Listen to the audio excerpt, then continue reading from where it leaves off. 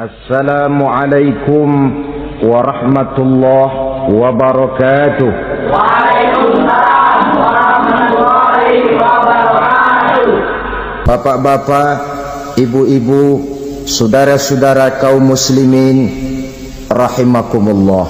Setiap orang menginginkan kebahagiaan dan tidak seorang pun menginginkan kesengsaraan dalam kehidupan ini.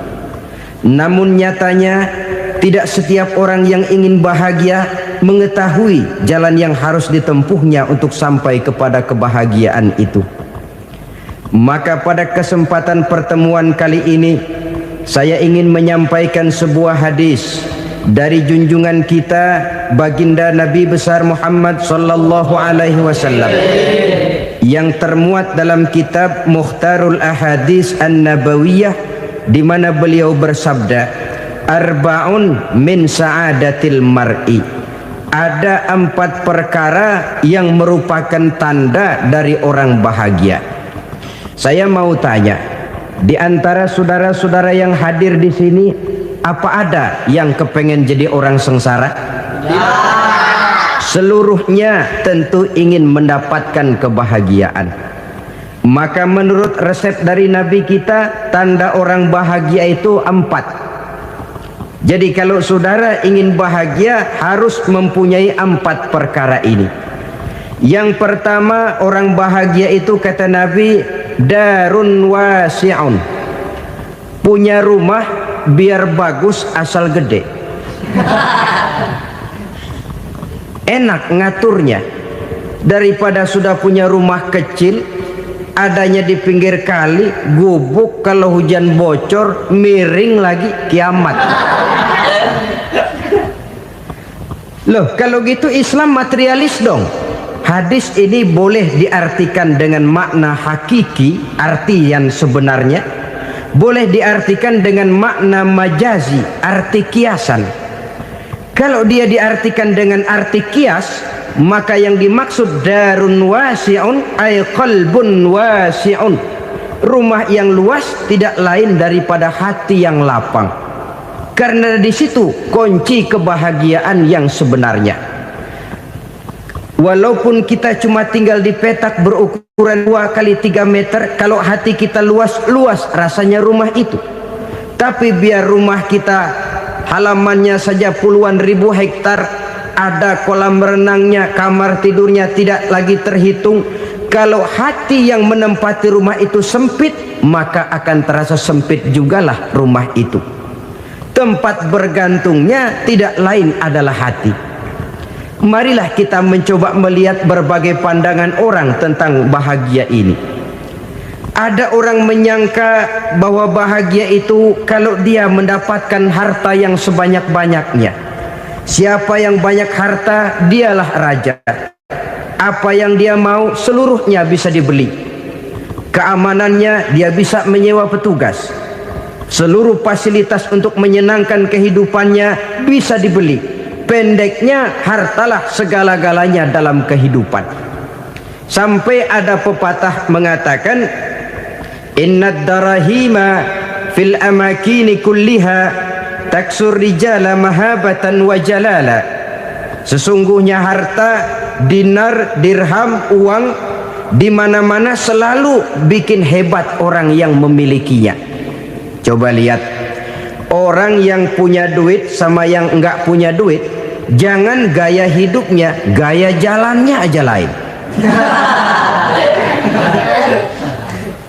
Wahia lisanun liman arada fasahatan, wahia silahun liman arada qitala. Uang adalah senjata yang paling ampuh bagi orang yang mau pergi perang, dan lidah yang paling fasih bagi orang yang mau bicara. Kalau bicara dengan lidah macet, cobalah bicara dengan harta, lancar. Sampai ada pepatah demikian, segalanya bisa diatur dengan harta. Maka di kalangan orang yang berpandangan semacam itu, seluruh kegiatan hidupnya hanya terfokus kepada bagaimana mengumpulkan harta yang sebanyak-banyaknya. Tidak peduli halal haram, tidak kenal sore pagi siang dan malam, tidak sempat sujud, jauh dari agama, jauh dari kehidupan yang bersifat ruhaniyah, jauh dari Allah dan sebagainya, sampai dalam Al-Quran dikelompokkan dalam kelompok yang dinamakan lumazah. Allazi jama'a malahu wa addadah yahsabu anna malahu akhladah. Mereka mengumpul-ngumpulkan harta sebanyak-banyaknya dan menyangka bahwa harta yang banyak itu dapat mengekalkan hidupnya, mengekalkan kekayaannya, mengekalkan kebahagiaannya. Saudara hadirin yang berbahagia, kalau pandangan hidup ini benar, artinya kalau harta memang merupakan satu-satunya hal yang dapat membuat orang bahagia, tentu di rumah mewah tidak akan pernah ada tangis derita. Tentu di satu tempat di mana fasilitas hidup serba menunjang tidak ada yang namanya penderitaan. Tapi suka dan duka, sedih dan gembira, senyum dan tawa adalah milik setiap orang, baik dia punya harta maupun dia tidak punya harta. Nyatalah bahwa harta semata-mata bukan merupakan jaminan bahwa orang akan bahagia, walaupun tanpa harta orang sulit untuk bahagia. Saya mau cerita, ada orang super kaya, namanya Aristotle Onesimus, raja tanker Yunani. Dia punya kapal tanker saja konon sampai 11 banyaknya.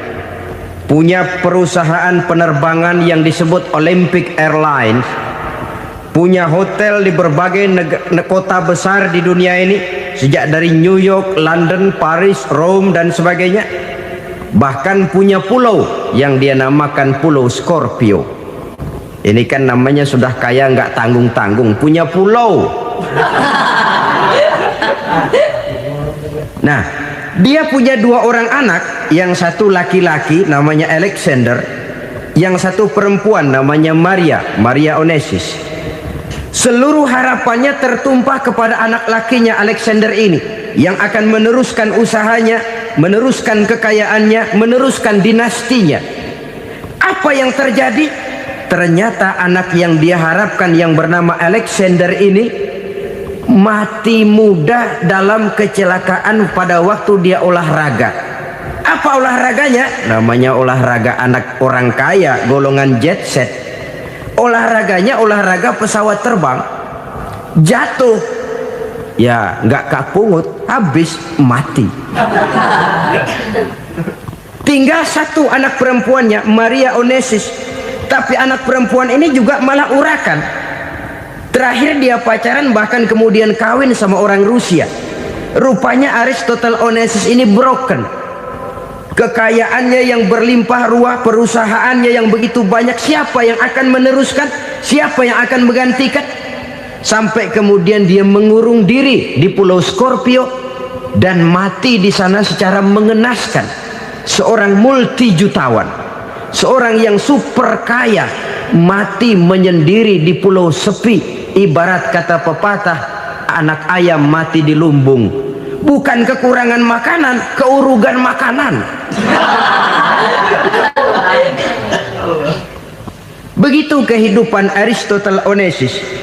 Dan banyak orang-orang yang sudah demikian kaya sampai dibingungkan oleh kekayaannya sendiri.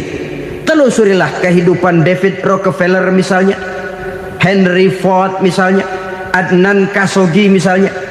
Multi jutawan yang kadang-kadang dibuat keder oleh kekayaannya sendiri. Pantas ketika Imam Ali ditawarkan orang, "Ya Ali, kalau kepadamu disuruh pilih ilmu atau harta, kau pilih mana?" Ya jelas pilih ilmu dong. Kenapa? Pertama, ilmu kalau kita berikan kepada orang lain tambah. Tapi harta kalau kita berikan kepada orang lain kurang. Saudara punya uang 10.000, dibagi orang 5.000, jelas uang saudara berkurang. Tapi saudara punya ilmu, diberikan kepada orang lain bisa, saudara pun makin mantap. Tidak lantas jadi bodoh karena ngajarin orang. Saudara bisa Fatihah lalu mengajarkan orang Fatihah, orang bisa, saudara pun makin hafal. Tidak lantas setelah diajarin orang ilmunya hilang. Begitu datang dia minta orang tolong ajarin saya Fatihah. Udah habis, nggak ada.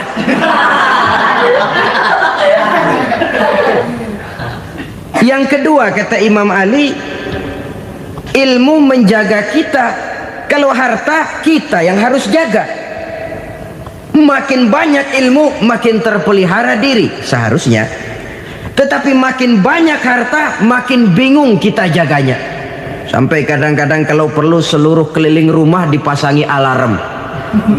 Belum cukup disewakan anjing besar-besar, pasang di depan pintu, awas anjing galak. Masih belum cukup juga, cari centeng tukang-tukang kepruk jaga rumah. Masih terasa belum aman, padahal rumahnya dikelilingi tembok besar. Di balik tembok ada pintu-pintunya tebal. Di balik pintu itu terbuka masuk kamar, kamar pun ada pintunya, pintunya pun kuat. Masuk ke dalam kamar ada lemari, lemarinya pun pintunya kuat, dikunci, kuncinya pun kuat. Tapi terhadap seluruhnya yang timbul cuma sekedar was-was saja. Kesimpulannya sekali lagi, tanpa harta orang memang sulit untuk bahagia. Tapi harta semata-mata tidak merupakan jaminan orang akan bahagia. Dengan hati yang luas, itu modal utama untuk mencapai kebahagiaan hidup.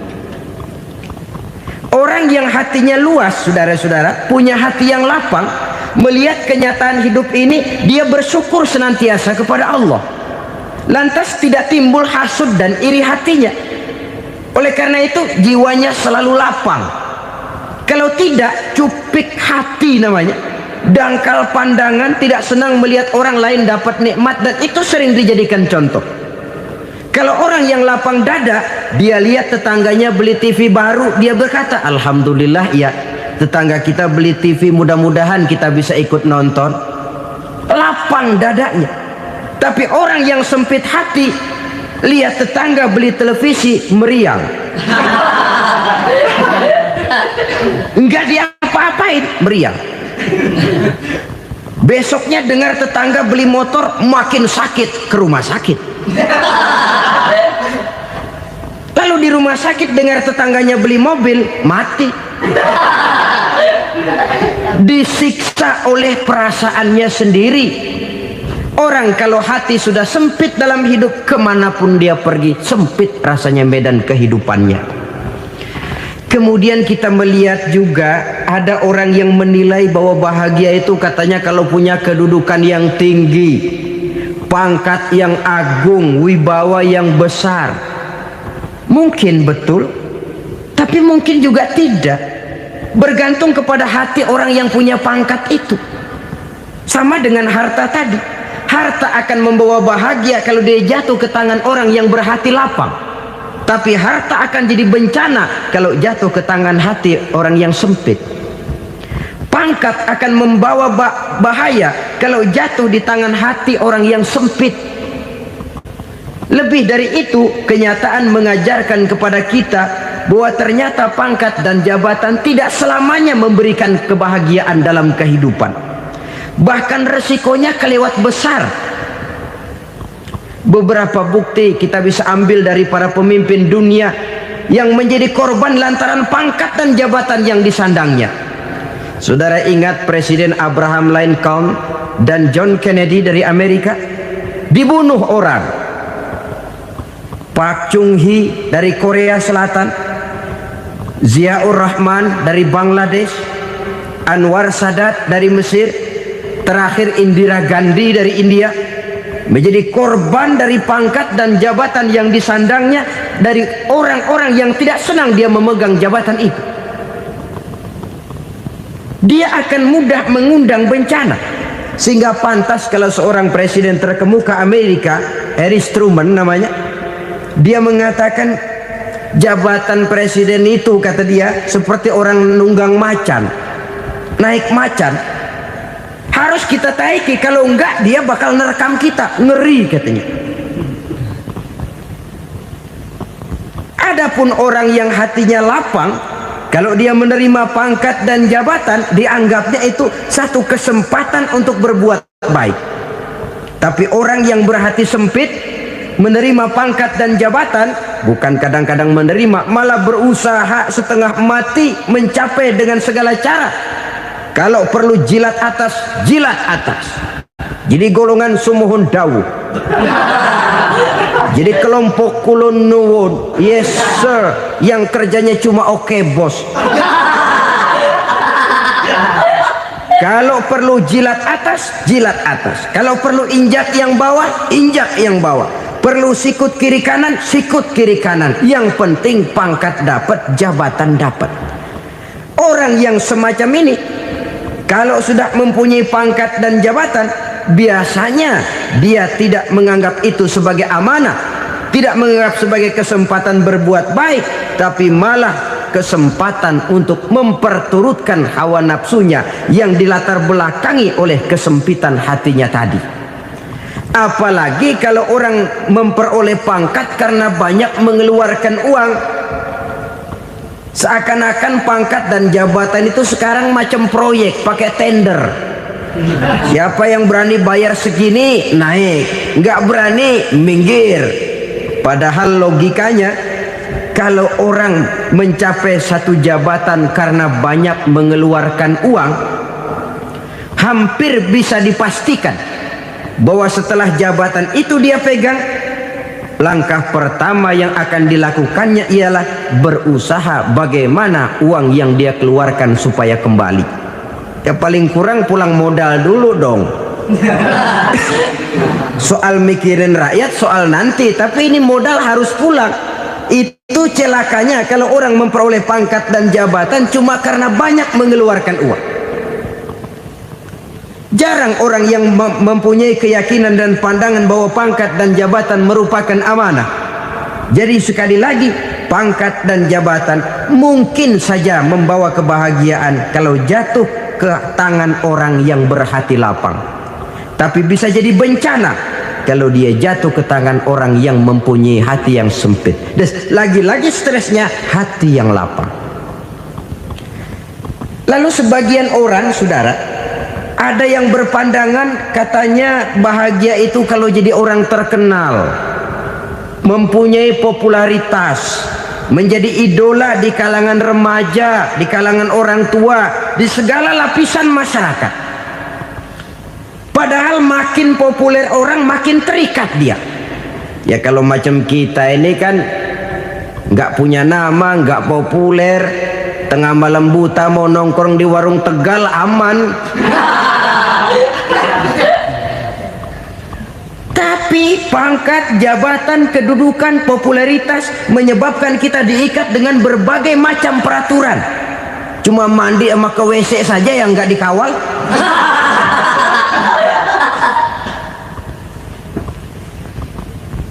Benarkah popularitas, ketenaran membawa kebahagiaan? Mungkin, ya, tapi mungkin juga tidak. Kenapa? Banyak orang-orang populer yang mengakhiri hidupnya secara tragis. Kita ambil beberapa nama. Di Amerika tahun 60-an ada bintang seksi paling terkenal yang dijuluki seks bom, bom seksi. Sampai sekarang jadi legenda, namanya Marilyn Monroe. Singkatan doublenya itu inisialnya MM, Marilyn Monroe. Terkenal top sampai dia mati tahun 62, namanya sekarang masih saja dibicarakan orang. Kenapa dia bunuh diri? Tidak punya hartakah dia? Banyak. Kurang populerkah dia? Seluruh dunia mengenalnya. Sejak rakyat kecil sampai pejabat tinggi dia punya hubungan. Kenapa? Jenuh. Dia terlahir dalam keadaan yatim. Setelah itu tidak lama dia berangkat remaja, ibunya meninggal. Pindah dari wanita asuh ke wanita asuh sampai 12 orang ibu angkatnya. Dan kekecewaan yang paling parah, setiap laki-laki yang dekat dengannya hanya seperti kapal berlabuh. Datang dan pergi silih berganti, padahal dia merindukan seseorang yang bisa melindungi hidupnya. Dia rindukan itu dan dia tidak pernah menemukan. Itu yang akhirnya menyebabkan dia minum pil tidur kelewat dosis, minum obat tidur kebanyakan, ya tidur terus sampai sekarang.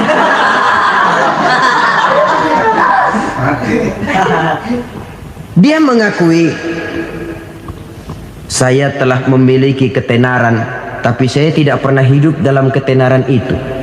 Saya pandai main sandiwara, tapi saya ingin hidup dalam alam yang real sebagaimana umumnya orang. Itu yang dia rindukan.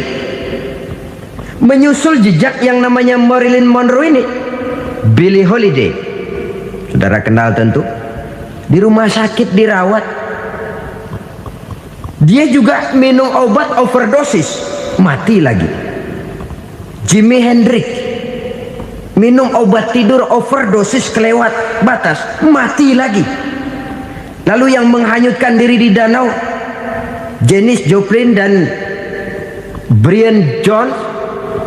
Ini orang-orang populer, orang-orang terkemuka yang mengakhiri hidup secara tragis, bukan karena tidak terkenal, mungkin karena sudah saking terkenalnya. Contoh paling belakangan, Bruce Lee. Wah, ini tukang-tukang keprok tentu kenal siapa dia. Sampai sekarang pun tabir kematiannya masih merupakan misteri. Dan yang masih hidup juga menunjukkan gejala yang aneh. Michael Jackson, rumahnya di Beverly Hills itu dijaga sedemikian rupa, dan dia selalu curiga kepada setiap makanan harus steril, bersih dari segala macam kimia. Kemana dia pergi, itu tukang-tukang keprok sudah selalu menjaga dan mengawal, dan dia seakan takut menunjukkan mukanya yang asli. Hingga kalau tampil ke tengah di luar show, dia kadang memakai pakaian yang tidak menunjukkan dia yang sebenarnya, takut dikenali orang. Ternyata popularitas sering jadi momok yang meracuni kehidupan manusia. Oleh karena itu, benarlah junjungan kita pada saat beliau mengajarkan orang akan bahagia kalau dia mempunyai hati yang lapang. Nah, sekarang masalahnya untuk mendapatkan hati yang lapang, caranya bagaimana? Kita kembali kepada konsep Quran. Allah mengajarkan, ala inna bidzikrillahi tatmainnul qulub. Ketahuilah bahwa dengan banyak mengingat Allah, hati akan tenang, jiwa akan lapang. Dengan kata lain, dekat dengan agama, merasakan kehadiran Allah dekat dalam hidup. Itu muara pertama untuk mencapai hati yang lapang. Ala inna bidzikrillahi tatmainnul qulub. Jangan macam orang sekarang ingin mendapatkan ketenangan lalu tapak di puncak gunung, di gua-gua, di tempat sepi. Iyalah kalau nggak ada ular. Kalau tergigit ular berbisa, ketenangan belum, mati jelas itu. Islam positif untuk mendapatkan ketenangan. Ala inna bidzikrillahi tatmainnul qulubi. Bahwa ketahuilah bahwa dengan banyak mengingat Allah, hati akan tenang, jiwa akan lapang, nuansa pikiran akan luas. Karena yang namanya bahagia ada dimanapun manusia berada. Di kampung ada bahagia, di kota ada bahagia, di ngarai, di lembah, di gunung, di hutan, di lautan, di angkasa luar, dimanapun bahagia itu ada kalau kita bermodalkan hati yang lapang ini. Dan hati akan lapang kalau kita dekat dengan agama. Dekat dengan harta buat sementara hati mungkin tenang, tapi ketenangan yang relatif dan temporer. Apalagi orang tiap kali tambah harta, tiap kali tambah rencana. Itu wajar. Mungkin sebelumnya saudara berpikir, kalau punya duit 5.000 enak nih. Begitu punya duit 5.000, aduh sayang kalau 10.000 aja. Tiap kali tambah harta, tiap kali lain rencana.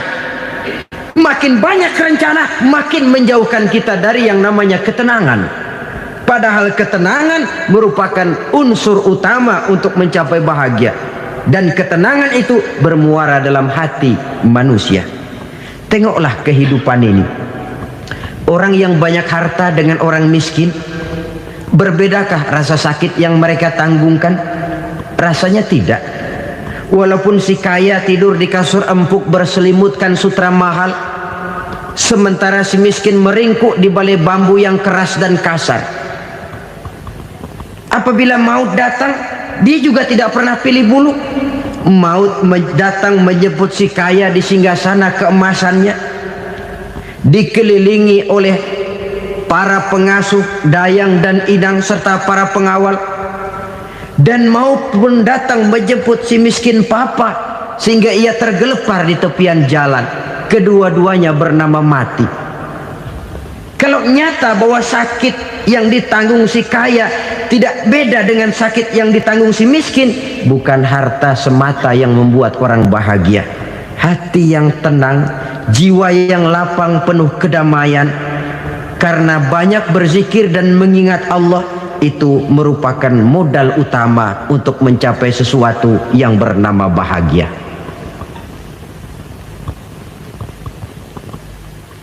Saudara hadirin yang saya hormati, inilah yang pertama dari 4 ciri yang digambarkan oleh Nabi tentang tanda-tanda orang bahagia. Dan harus berangkat dari yang pertama ini, hati yang lapang. Ini yang harus kita miliki lebih dahulu. Baru nanti akan menyusul kepada poin yang ketiga, kedua, dan selanjutnya. Sebab kalau hati sudah terisi dengan jiwa yang lapang, seluruh persoalan insya Allah akan bisa kita atasi dengan sebagaimana mestinya. Yang kedua sekarang, tanda orang bahagia menurut baginda Nabi, markabun syariah. Orang bahagia itu, kata beliau, punya kendaraan biar cepat asal lancar. Artinya kemana dia mau pergi mudah. Apa maksud hadis ini? Kalau kita kaji lebih dalam, kendaraan itu kan alat transportasi. Transportasi tidak lain adalah usaha memudahkan komunikasi. Pindah dari situ kepada teori bahwa manusia adalah zon political, makhluk bermasyarakat yang tidak bisa memenuhi kebutuhan hidupnya secara sendirian. Kita memerlukan keberadaan orang lain dalam kehidupan ini. Untuk memakai baju saja kita sudah perlukan petani yang tanam kapas, pabrik yang memintal kapas jadi benang, pabrik yang menenun benang jadi kain, sampai kepada mesin jahit, sampai kepada tukang jahit. Itu cuma untuk memakai pakaian saja. Tidak seorang pun di antara kita yang sanggup memenuhi kebutuhan hidupnya secara sendiri. Kita perlu orang lain. Maka kebebasan dalam arti mutlak, kebebasan tanpa batas, itu tidak mungkin ada dalam kehidupan. Karena kita mengadakan yang disebut interaksi sosial. Setiap kegiatan kita tentu melibatkan orang lain. Menurut kita barangkali kita bebas jalan di jalan raya semaunya, tapi orang lain berkendaraan pun merasa bahwa ini ada juga jalan haknya, dan begitu selanjutnya. Oleh karena itu, maksud dari kendaraan yang cepat ini adalah khulata'uhu ma'as solihin. Lingkungan pergaulannya terdiri dari orang-orang soleh. Pergaulannya luas. Kemana dia pergi ada temannya. Kesulitannya ada tempat dia cerita. Dan kesulitan kalau sudah diceritakan kepada orang lain, taruh kata orang itu tidak bisa menolong, namun menceritakannya kepada orang yang kita percayai, kan paling kurang sudah mengurangi beban jiwa, mengurangi tanggungan batin, merasa masih ada tempat kita cerita. Maka lebih baik orang awam yang mau bergaul ketimbang orang setengah alim tapi ngunci pintu. Sebab nantinya akan timbul sikap picik, cupik pandangan, dan tidak luas menghadapi kenyataan dalam kehidupan ini. Namun yang harus kita garis bawahi, pergaulan memang mesti luas. Namun jangan sekali-kali lupa bahwa pergaulan sangat besar pengaruhnya dalam ikut membentuk kepribadian manusia. Sehari-hari bisa kita bilang, kalau kita dekat sama tukang minyak wangi, sekalipun nggak dibagi minyaknya, baunya tentu dapat. Betul?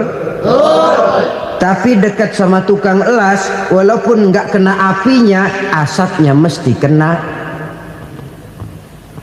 Kalau Syauqi mengatakan lebih jelas lagi, man asyaral asrafa asa musyarrafan wa muasyiral anzali ghairu musyarrafin. Awalam taral jildal hakira muqabbalan bisagri lamma sara jildal mushaf. Siapa yang bergaul dengan orang mulia, dia bakal ikut menjadi mulia. Tapi siapa yang berteman dengan orang hina, dia tidak bakal ikut menjadi mulia. Tidakkah kau lihat, kata Syauqi, kulit kambing yang hina pun dicium orang ketika menjadi kantong Quran. Kulit kambing hina, kalau dia sendirian gak ada yang mau cium. Tapi begitu dia bergaul dengan Quran, menjadi kantong Quran, dipakein minyak wangi, ditaruh di tempat yang tinggi, mau diambil dicium dulu, dibawa dengan penuh hormat dan hati-hati. Kulit kambing yang hina lantaran berteman dengan Quran, numpang mujur. Tapi coba lihat kalau kulit kambing berteman dengan kayu, jadi beduk, habis. Zohor dikemplang, asar dipukul. Itu pun sedikit saja, cuma salah milih teman. Yang temennya Quran dihormati orang, yang temennya kayu lantaran jadi beduk, gelap-gelap subuh orang udah kemplangin.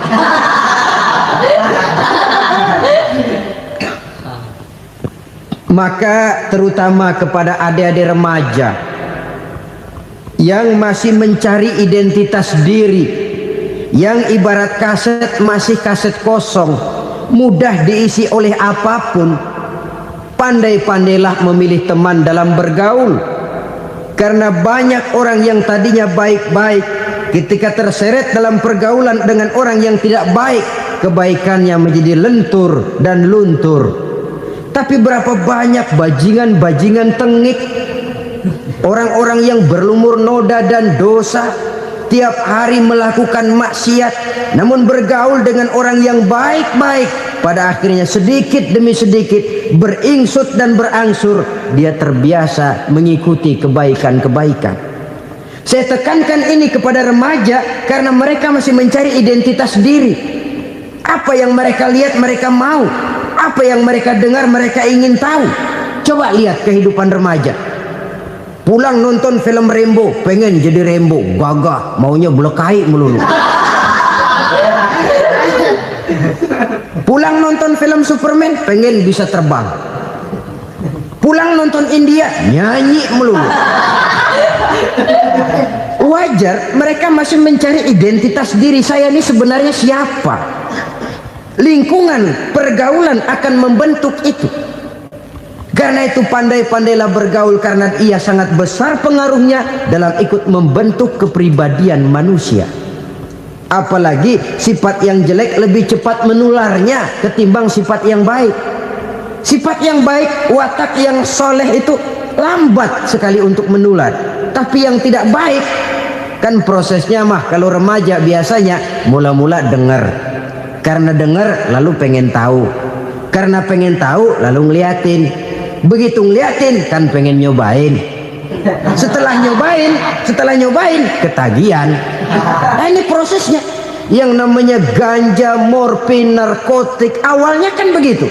Mula-mula denger katanya kalau sudah fly to the sky, sudah melayang ke langit katanya, disitulah puncak kebahagiaan. Mulanya cuma denger. Karena denger pengen tahu. Karena pengen tahu lalu ngeliat, kumpul sama orang yang suka ngeganja. Setelah ngeliat, nah pengen ngerasain. Begitu ngerasain enak juga, ketagihan. Kalau sudah ketagihan jadi penyakit kronis, bisa merembet kepada yang lain.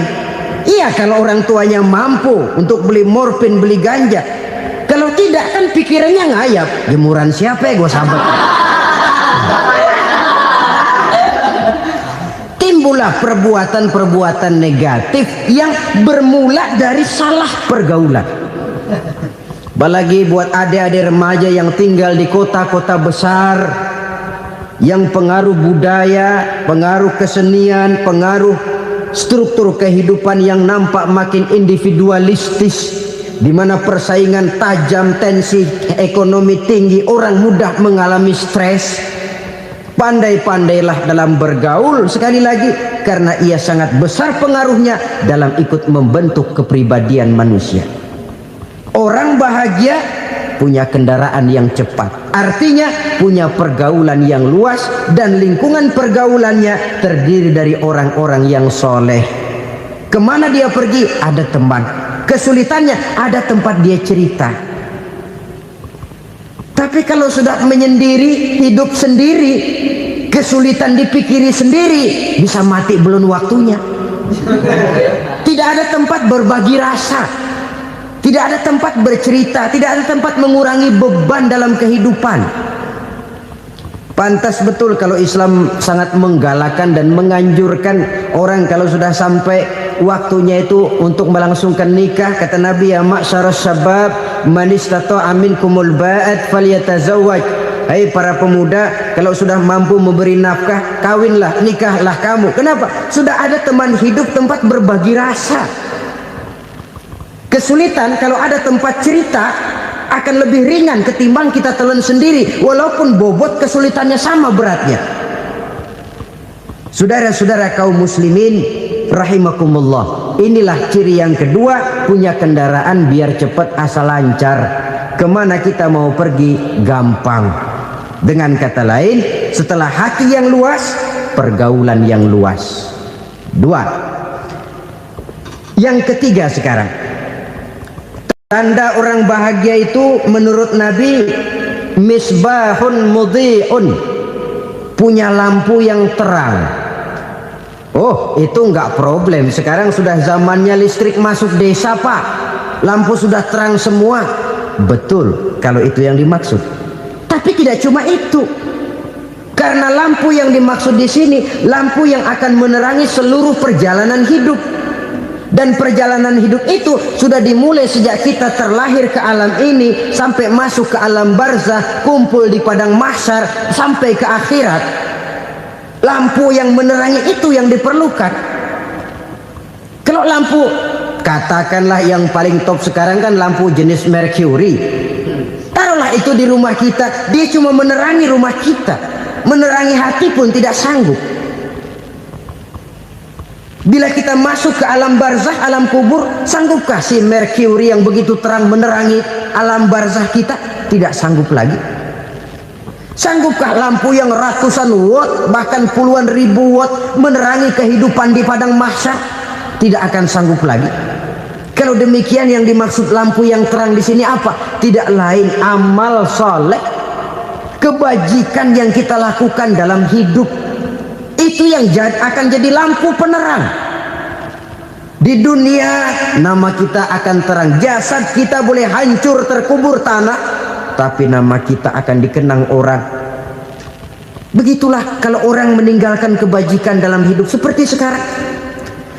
Ribuan orang tiap saat berziarah ke kubur Imam Syafi'i, ke kubur Imam Malik, ke kubur Imam Ghazali, ke kubur orang yang baik-baik, orang yang soleh-soleh.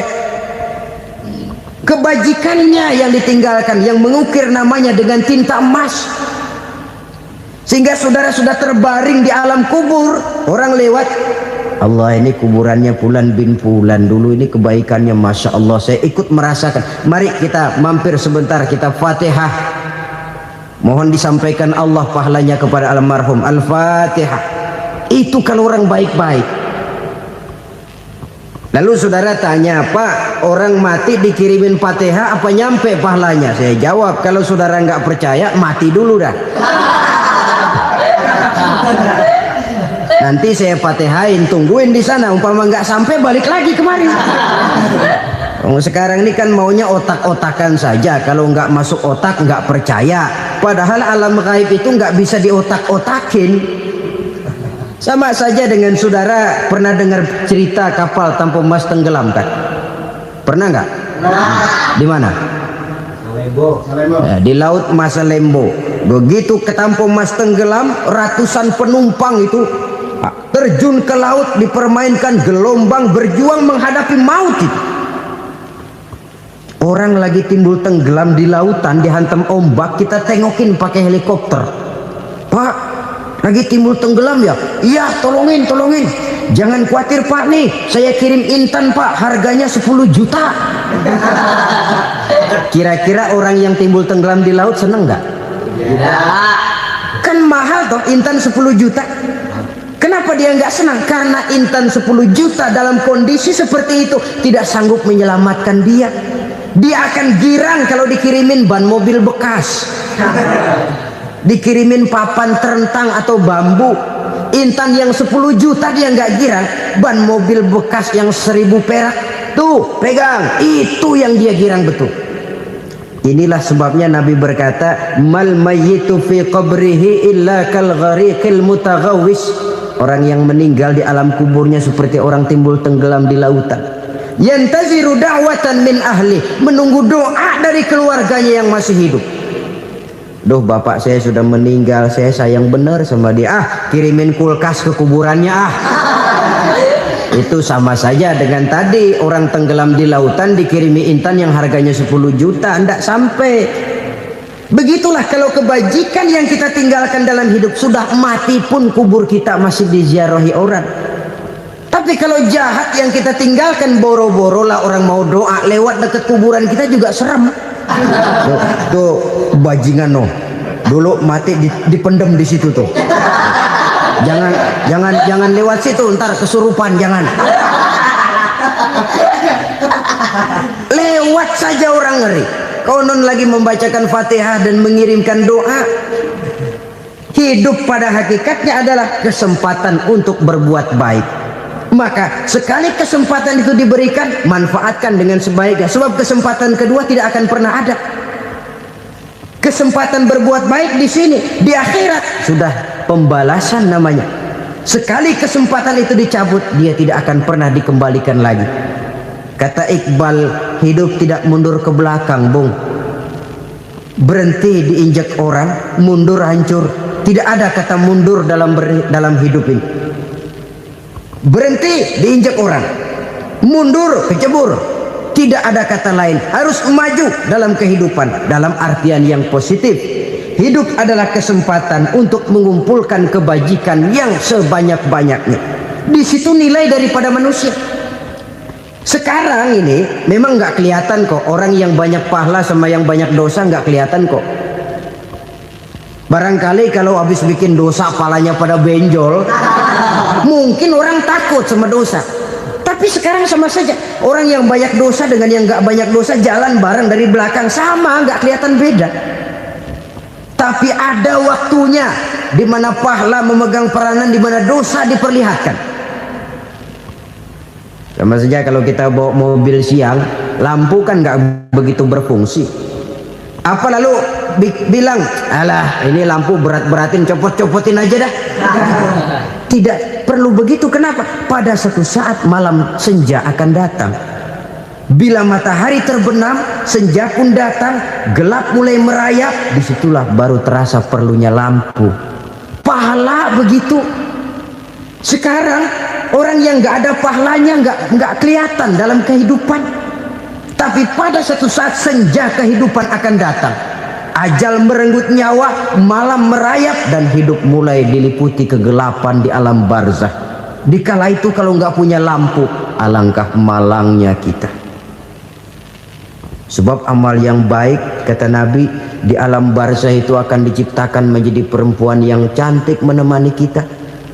Amal yang jahat akan menjadi orang yang paling jelek nemenin kita.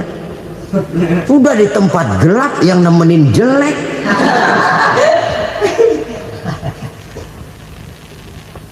Kaum muslimin rahimakumullah. Kalau demikian masalahnya, tergantunglah kita pandai memanfaatkan waktu. Al-waktu kasayf, waktu itu cepat sekali. Yang namanya waktu itu tahu-tahu. Udah tahun 87. Tahu-tahu. Udah begitu. Tahu-tahu. Yang kemarin anak-anak, sekarang udah pada punya anak. Tahu-tahu saja itu. Begitu cepat waktu berlalu. Kalau tidaklah pandai kita memanfaatkannya, akan rugi kita. Nabi bersabda, "Man kana yaumuhu khairun min amsihi fahuwa rabih." Barang siapa yang hari ini lebih baik daripada hari kemarin, itu orang untung. Hari ini lebih baik daripada kemarin. Bulan ini lebih baik dari bulan kemarin. Tahun ini lebih baik dari tahun kemarin. Itu orang yang beruntung. Tahun kemarin sembayangnya maghrib doang, sekarang udah tambah isya. Tahun kemarin cuman Idul Fitri aja ngancem bener, sekarang udah tambah Jumat, lalu tambah lagi maghrib, tambah lagi isya, dan selanjutnya. Hari ini lebih baik daripada kemarin, itu orang yang beruntung. Wa man kana yaumuhu mithlu amsihi fahuwa khasir. Lalu barang siapa yang hari ini sama saja dengan hari kemarin, itu orang rugi. Hari ini sama dengan kemarin, rugi itu. Bulan ini begitu, bulan kemarin begitu, tahun ini begitu, tahun lalu juga begitu. Rugi itu orang. Rugi apa? Rugi umur. Umur tambah, amalan gak pernah tambah. Dan saya pikir lebih merupakan azab ketimbang nikmat kalau orang dikasih panjang umur cuma untuk numpuk dosa. Mending mana? Panjang umur banyak dosa sama pendek umur dikit dosa. Mending mana? Mending mana? Ya, paling mending tentu panjang umur banyak pahala. Tapi kalau tidak, sekali lagi, lebih merupakan azab ketimbang nikmat kalau orang diberikan panjang umur tapi cuma untuk sekedar menumpuk dosa. Kehilangan kesadaran bahwa dunia bukan terminal akhir dari satu perjalanan. Dia cuma halte di mana kita berhenti sebentar untuk menuju kepada terminal yang hakiki. Saudara-saudara kaum muslimin rahimakumullah, inilah lampu yang akan menerangi kehidupan, amal yang kita lakukan di dalam kehidupan. Jadi yang dimaksud dengan lampu yang terang, kebajikan yang kita kerjakan dalam hidup. Nah, setiap orang di awal tadi saya bilang ingin bahagia. Bahagia itu kan hakikatnya kumpulan senang dan selamat. Senang, selamat. Apa bedanya? Senang tapi tidak selamat, nggak bahagia. Selamat tapi nggak senang, nggak bahagia orang. Contoh, kalau orang korupsi, duitnya banyak, senang dia, tapi keselamatannya. Ada tentara baris di samping rumahnya udah bingung, padahal tentara latihan. Tentara cuma latihan, dia bingung. Senang, tapi karena keselamatannya tidak terjamin, dia tidak bahagia. Sebaliknya pegawai negeri jujur benar, cuma segaji-gajinya, selamat nggak korupsi tapi melarat, ya nggak bahagia juga, kurang senang. Kesenangan dan keselamatan untuk dunia saja, ya sekali lagi, kalau cuma sekedar untuk dunia saja bisa dibeli pakai uang, bisa dibeli pakai uang. Saudara ingin selamat bisa dibeli pakai uang, saudara ingin senang bisa dibeli dengan uang. Tapi setelah mati masuk ke alam barzah, habis kekuasaan uang. Nggak bisa lagi beli keselamatan pakai uang, tidak mungkin lagi membeli kesenangan dengan uang. Di situ pahala yang megang peranan. Makin banyak pahala, makin banyak saham untuk membeli kesenangan dan keselamatan, untuk memperoleh yang namanya bahagia. Dan jangan lupa loh, di alam barzah kita nggak sebentar, menunggu datangnya kiamat. Loh iya, kalau kita begitu dikuburin terus kiamat datang, untung. Tapi kalau masih harus 1000, 2000, puluhan ribu tahun yang akan datang, dalam satu penantian yang begitu lama, tanpa saham untuk memperoleh kebahagiaan, satu kemalangan yang tidak ada pernah putus-putusnya. Janganlah tergelincir oleh kebahagiaan sebentar yang menipu dengan mengorbankan kebahagiaan hakiki yang berjangka panjang. Apa artinya senyum sejenak kalau harus ditebus dengan tangis seumur hidup? Biarlah kita minum jamu, pahit memang, getir memang, tapi kan besok badan sehat. Daripada sekarang minum sirup, manis memang, enak memang, tapi bibir pada jontor besok.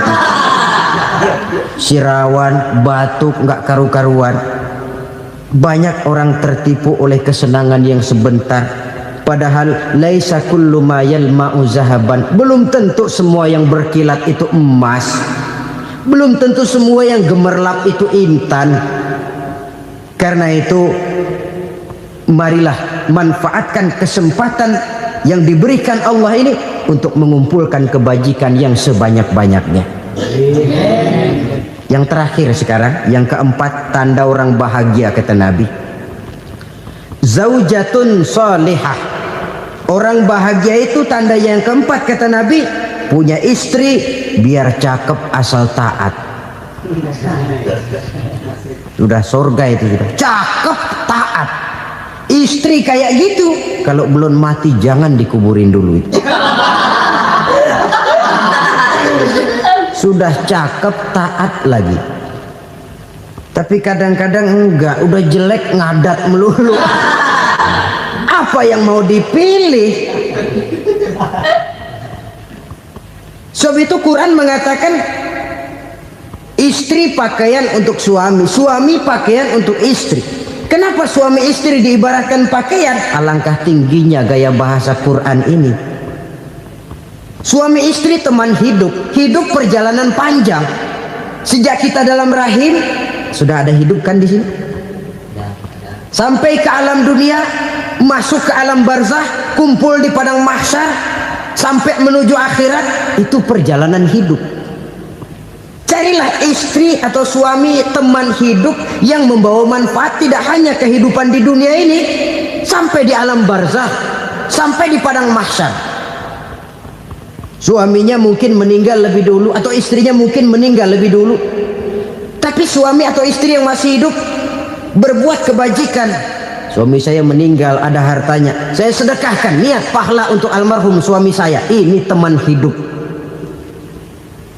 Tidak dibatasi dan tidak bisa dipisahkan oleh maut sekalipun. Zohirnya mungkin pisah, badannya mungkin pisah, tapi hatinya, jiwanya, kebersamaannya dalam menghadapi kehidupan. Karena itu saudara-saudara, bahasa Quran indah. Suami istri diibaratkan seperti pakaian. Apa fungsi pakaian? Pertama, pakaian jadi kebanggaan. Artinya suami harus menjadi kebanggaan istri, istri harus jadi kebanggaan suami. Yang kedua, pakaian itu kan fungsinya menutup aurat. Artinya sesama suami istri harus saling menjaga kekurangan masing-masing.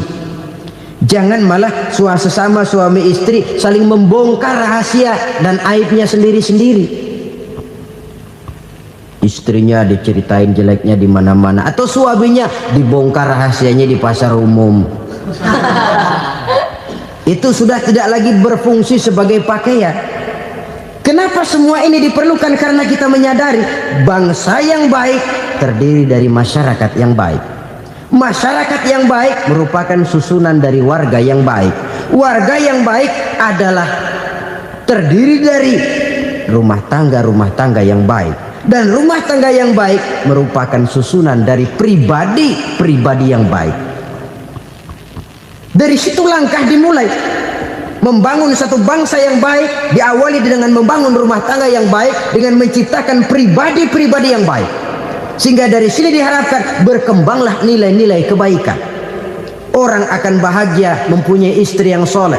Kenapa? Tidak ada seorang suami bisa sukses jadi apapun dia, apapun profesinya. Dokterkah, kiaikah, mubalikah, petanikah, pengusahakah, pejabat tinggikah, tidak ada seorang suami yang bisa sukses tanpa peran serta istrinya. Walaupun memang peranan itu tidak begitu kelihatan, tapi sangat menentukan. Karena itu, saudara hadirin yang saya hormati, Islam sangat menghargai kaum wanita, memberikan kedudukan yang tinggi sepanjang tidak mematikan kodrat kewanitaannya. Nah, kalau sudah kesuksesan ini diawali dari rumah tangga, karier di masyarakat mudah untuk dikejar.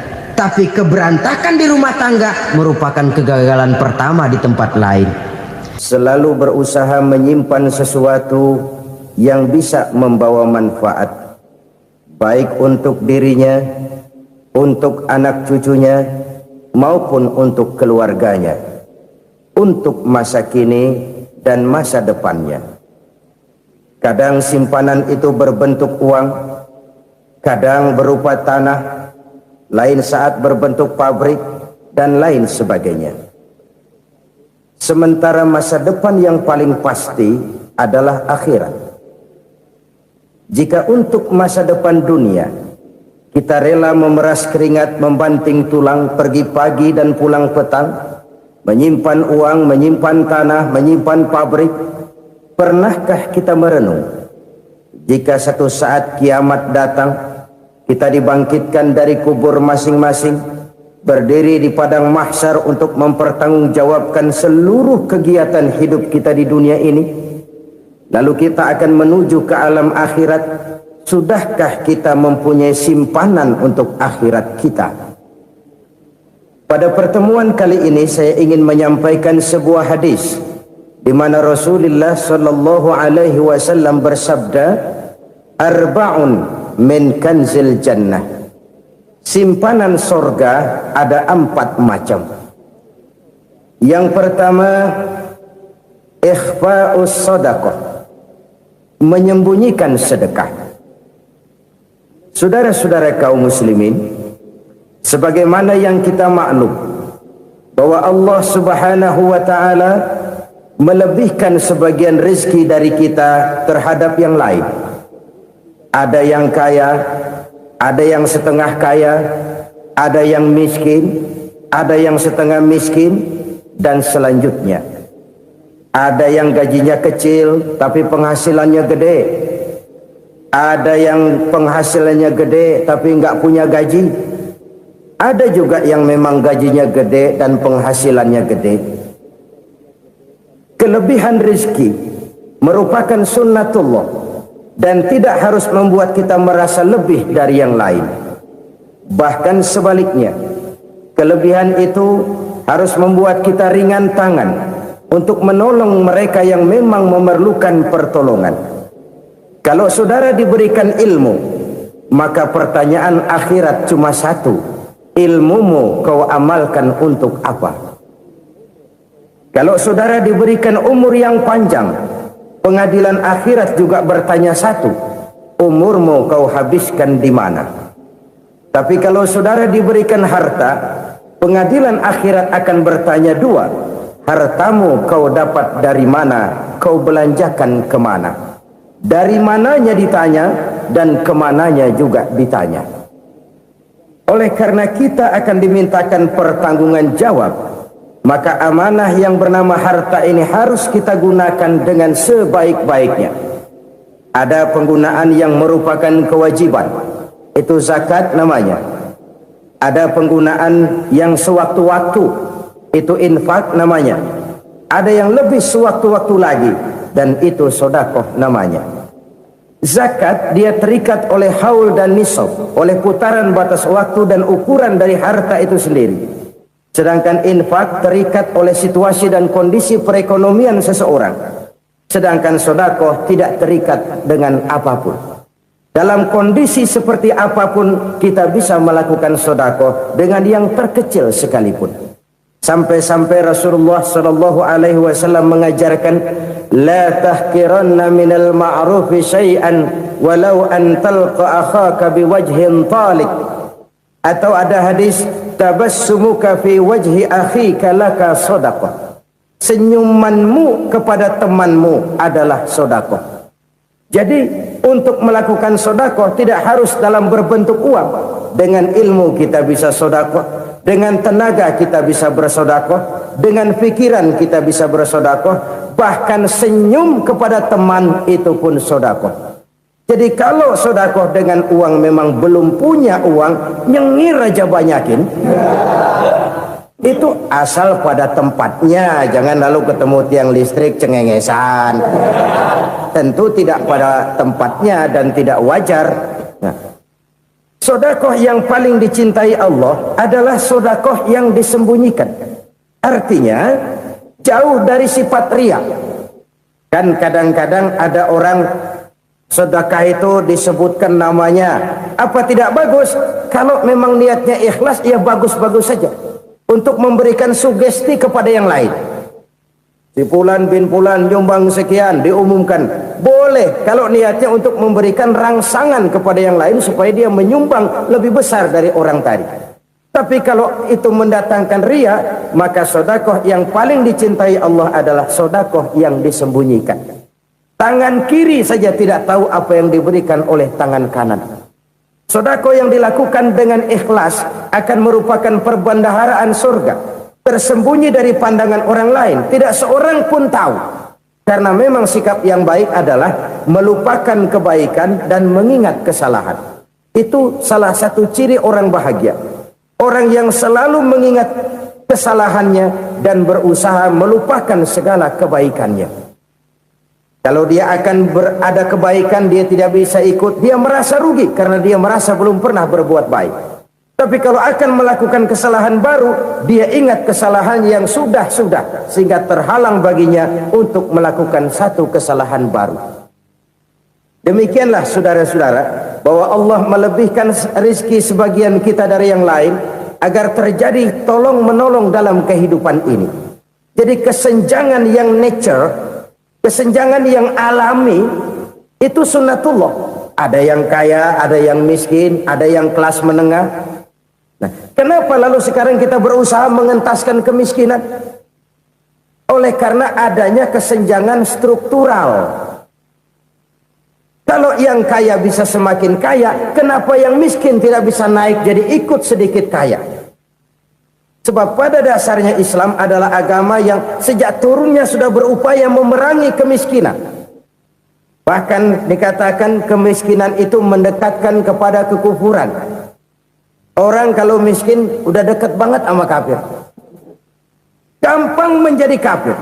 Berapa banyak saudara-saudara kita yang oleh karena soal perut, oleh karena soal materi, terpaksa meninggalkan dan menanggalkan akidahnya, menjual petunjuk yang diberikan Allah dengan hak kesenangan dunia yang cuma sebentar ini. Na'udzubillah thumma na'udzubillah. Jadi makin kita sembunyikan satu sedekah, semakin banyak perbendaharaan kita di surga. Sedekah yang paling dicintai Allah adalah sedekah yang disembunyikan. Malahan ada seorang sufi, dia punya kebiasaan kalau pergi sholat Jumat dia bawa uang, itu uang dia taruh di bawah tikar masjid. Dia niat sedekah kepada siapa saja yang nemuin itu duit. Maksudnya apa? Supaya yang nemuin nggak tahu siapa yang punya duit. Demikian dia saking ingin menyembunyikan sedekahnya. Karena sifat ria itu bisa memakan amal kita sendiri. Ria itu termasuk menyebut-nyebut kebaikan kita. Orang yang suka nepuk dada, sedikit-sedikit ngitungnya kalau nggak gua. Tuh kalau nggak gua tuh yang belas itu kalau nggak gua.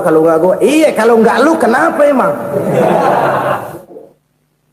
Orang yang suka menepuk jasad, tuh biasanya memang begitu saudara-saudara. Kalau perang lagi berkecamuk, orang nggak sempat ngaku jadi pahlawan. Tapi begitu perang selesai, yang kagak kenal bedil ngaku pahlawan, mas. Itu sesuatu yang biasa. Oleh karenanya, orang-orang yang ikhlas dalam bersedekah, disembunyikannya sedekah itu, Allah cinta betul. Malahan ada hadis memberikan jaminan, inna sedaqatal mar'il muslimi tazidu fil umri wa tadfa'u mitatas su'i. Sesungguhnya sedekahnya seorang mukmin tazidu fil umri, bisa menambah umur panjang, wa tadfa'u mitatas su'i, dan menyelamatkan manusia dari mati secara su'ul khatimah. Jadi siapa yang kepengen panjang umur, banyaklah sedekah. Yang bosan hidup, pelit terus. Sedekah menambah panjang umur dan menyelamatkan manusia dari mati secara su'ul khatimah. Pak, katanya umur itu nggak bisa ditambah, nggak bisa dikurangin. Kapan? Kalau ajal sudah datang. Fa idza jaa ajaluhum la yastakhiruna sa'atan wa la yastakdimun. Kalau ajal datang tidak bisa dimajukan, tidak bisa dimundurkan. Itu kalau ajal sudah datang. Tidak bisa lagi umur ditambah dikurangi, sudah datang. Tapi kalau belum datang, itu kan haknya Allah. Mau ditambah, mau dikurangi, hak prerogatif Allah. Sebagai pencipta manusia, Allah maha kuasa dan maha mampu. Sedekah ini menambah panjang umur dan menyelamatkan manusia dari mati secara su'ul khatimah. Itu orang mati kan sama ya, kondisinya mati, nggak nafas. Tapi hakikat mati kan lain-lain. Ada yang mati itu husnul khatimah, baik akhirnya. Misalnya lagi ngaji mati, lagi sholat mati, lagi sedekah mati. Ini yang dinamakan dengan husnul khatimah, baik di akhirnya. Sebaliknya ada yang su'ul khatimah, jelek di akhirnya. Ini yang jadi catatan akhir. Lagi nyekek botol, mampus. Lagi banting kartu, modar. Su'ul khatimah, jelek pada akhirnya. Sedekah menyelamatkan manusia dari mati secara su'ul khatimah. Dan kita semua kepengen mendapat husnul khatimah, jauh dari su'ul khatimah. Oleh sebab itu yang bisa menyelamatkan kita dari penyakit itu antara lain adalah sedekah yang disembunyikan, yang dikerjakan dengan ikhlas karena Allah. Tidak karena kepengen dipuji orang, tidak karena ingin dikatakan orang pemurah, sebab orang dermawan itu orang yang memberi tanpa harus diminta. Kalau masih harus diminta, ya belum dermawan namanya, masih harus diminta. Kalau nggak diminta ya tulus, lolos, polos. Saudara-saudara kaum muslimin rahimakumullah. Harta adalah amanat dan akan kita pertanggungjawabkan.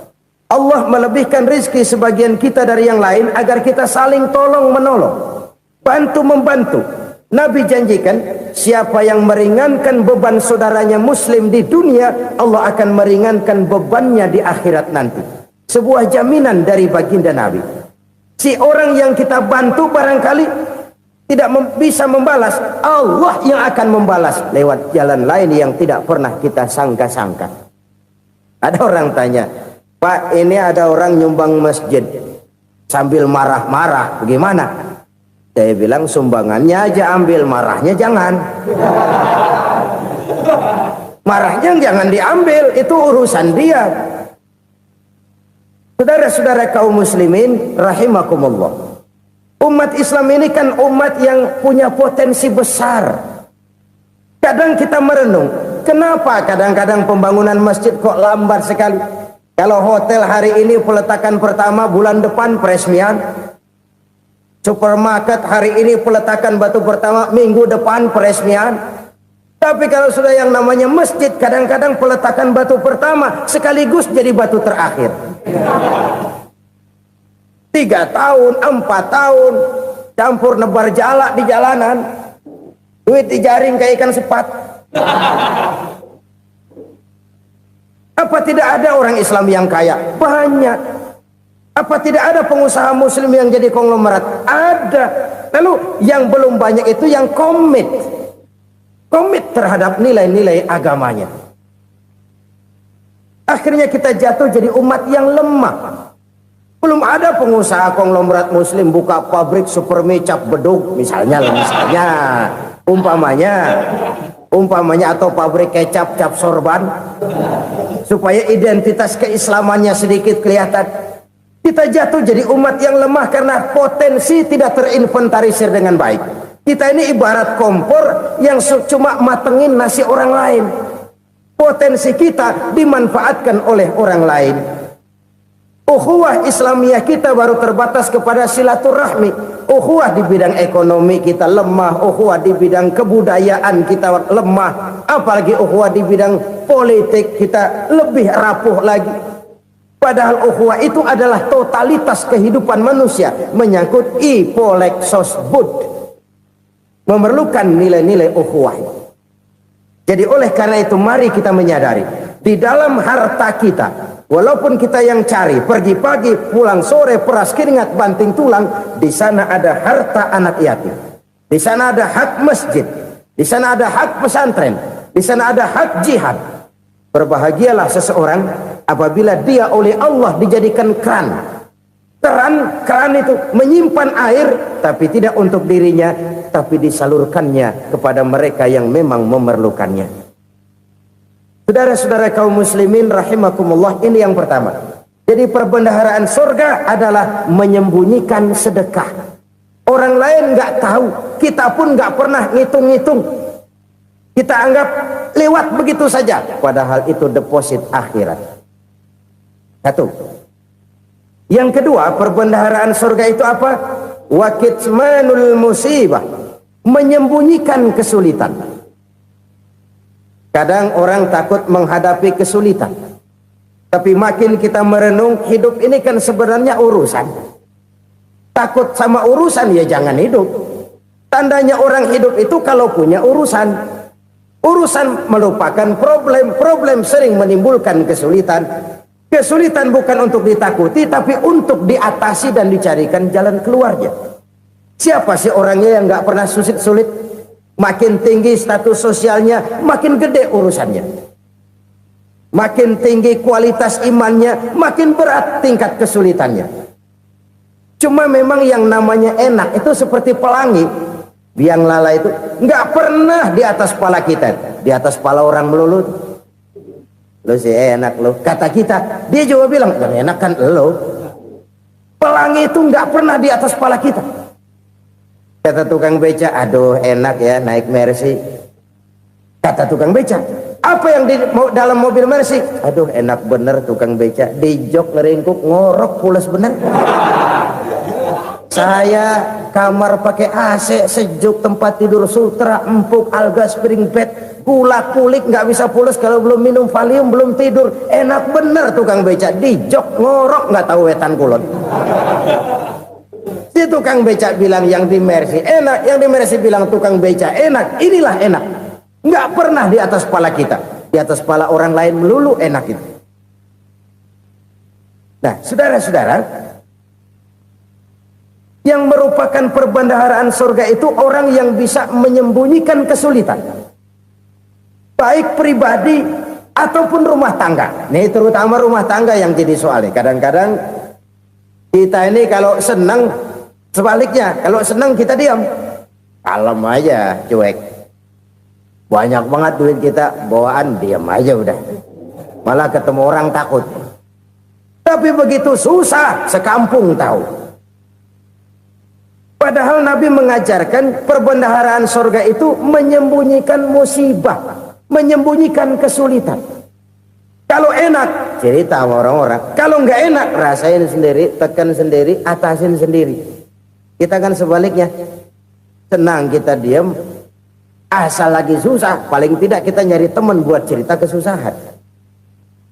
Siapa orangnya yang nggak pernah susah? Cuma soalnya bagaimana kita mengatasi kesusahan itu sendiri. Begitu juga misalnya kalau orang sudah berumah tangga, itu orang tuanya harus menjadi tempat dia cerita yang enak-enak saja. Yang nggak enak rasain berdua, selesaikan berdua, atasin berdua. Jangan dibalik. Asal senang diam, giliran susah saja. Maknya laporan. Terbalik. Bisa menjaga security informasi. Maka nama bayam keluar diem, malah seluitan. Enak amat lo makan daging ayam. Security informasi.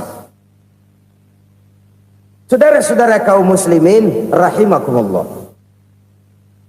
ujian yang terberat itu yang pernah diberikan kepada para nabi, para rasul, para aulia, para ulama. Makin tinggi keimanan, makin berat bentuk kesulitan. Ayo saya kemukakan satu contoh saja. Ada seorang nabi yang kaya, nabi kaya, namanya Nabi Ayub. Iblis kalau orang begini kan keki, ibadahnya rajin, kaya. Nah, yang kayak begini susah digodain. Kalau ibadahnya rajin, miskin, kali bisa disogok. Sini imannya mantap, ibadahnya rajin, kaya, nabi lagi. Oh, tapi namanya iblis, nggak kurang akal. Laporan, Tuhan, kenapa iblis? Ya ini bahasa saya, bahasa Qur'annya sih nggak gitu. Itu hambamu yang namanya Ayub, dia rajin ibadah cuma karena dikasih kaya aja. Coba kasih miskin dia, berhenti dia sembahyang. Ah, kamu bisa aja. Saya tahu Ayub itu hambaku yang ikhlas. Saya buktiin Tuhan, silahkan. Dibuktiin lah, iblis turun ke alam ini. Yang mula-mula dia lakukan, dia rusak sawah ladang Nabi Ayub. Dia binasakan binatang ternak Nabi Ayub. Sehingga dalam waktu singkat, jatuhlah Nabi Ayub dari orang paling kaya jadi orang paling miskin. Beliau masih ibadah di mihrab dalam masjid. Datang iblis. Saudara Ayub, ya, lagi ngapain? Ibadah. Nyembah Allah, nyembah Allah. Oh, percuma. Kenapa? Tuhan yang ente sembah nih, dia udah bikin miskin ente. Sawah ladang ente hancur lebur, binatang ternak binasa. Sekarang ente jadi orang paling miskin. Ngapain nyembah Tuhan kayak begitu? Tekor. Udah berhenti dah ibadah, berhenti ibadah. Ini iblis sama Tuhan laporannya lain, yang dikerjakan kepada Nabi Ayub juga lain. Benar begitu iblis kata Nabi Ayub? Iya, sawah ladang saya habis, buras. Binatang ternak saya binasa, binasa. Saya miskin, bangpak. Apa jawab Nabi Ayub? Bukan innalillahi, ini hebat. Alhamdulillahillazi a'tani wa akhza minni. Segala puji bagi Allah yang telah memberikan harta kepada saya dan sekarang mengambilnya lagi. Alhamdulillah. Allah yang ngasih, Allah yang ambil. Itu mah urusan Allah. Iblis cuman ibadah jalan terus, sujud lagi Nabi Ayub. Iblis seleher gondok banget. Dasar Nabi nggak mempan dia apa-apain. Miskin malah alhamdulillah. Allah yang ngasih, Allah yang ambil. Jadi kalau kita tidak komit, kita tidak terikat kepada kaya, miskin, senang, susah, apa yang bisa bikin kita susah? Jadikan kekayaan, kemiskinan, jadikan senang, susah sebagai anak buah yang bisa kita atur. Jangan kekayaan ngatur kita, jangan kemiskinan ngatur kita. Kita yang harus mengatur mereka. Senang, susah, kaya, miskin, bahagia, sengsara, jadikan itu anak buah yang bisa kita atur. Kalau sekarang kita kaya, lain saat boleh jadi kita miskin, semiskin-miskinnya. Allah yang ngasih, Allah yang ambil. Tenaga mana yang bisa menghalangi? Ibadah jalan terus. Iblis makin gondok. Dasar Nabi loh. Akhirnya apa? Nabi Ayub dikerjain, diberikan penyakit. Demikian fatal penyakitnya. Bayangin, udah miskin sakit. Masya Allah. Miskin sakit. Sakitnya nggak lama, kira-kira 16 tahun. Istrinya 3, 2 mental minta ceraiin. Ngerawatin laki bengek begini. Senang belum tentu, susah udah pasti nih. Cerai aja, cerai dah. Cerai. Tinggal satu Siti Rahmah yang setia menemani beliau. Sesetia-setianya hati perempuan.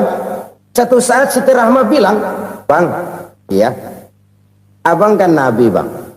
Lalu, namanya Nabi kan doanya jarang meleset, Bang.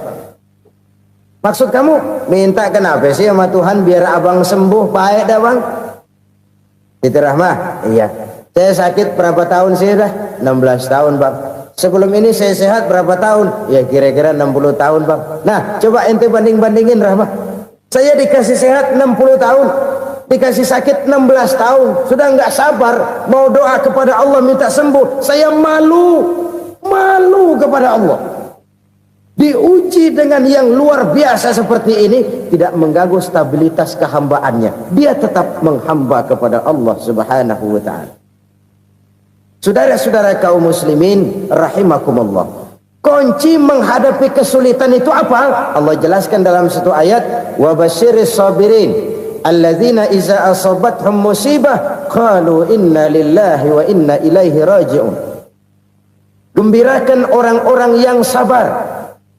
Siapa mereka itu? Yang apabila mendapat musibah mereka kembali kepada keyakinan dasar. segalanya dari Allah, dan segalanya akan kembali kepada Allah. Ini konsepsi dasar dari sikap muslim dalam menghadapi berbagai kesulitan.